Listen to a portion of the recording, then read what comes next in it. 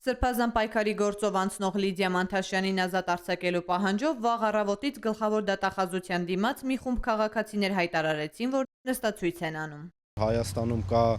կին քաղբանտարկյալ, ում մեղադրանք է առաջադրվել ահաբեկչության նախապատրաստում հոդվածով, եւ այդ գործը շինցու գործ է, շինցու մեղադրանք է, եւ ես այս ակցիայի միջոցով փորձում եմ հասարակության հանրության ուշադրությունը սևեռել այս խնդրին, որպեսզի հնարավորինս շուտ ազատություն լինի Լիդիա Մանթաշյանին։ Նստացույցին է միացել նաև Արցախի ազգային ժողովի պատգամավոր Արամայիս Աղաբեկյանը։ Լիդիային կալանքի տակ պահելը նա որակում է բարդույթ։ Ես կարծում եմ, որ որոշակի բարդույթ էլ կա այստեղ, որովհետև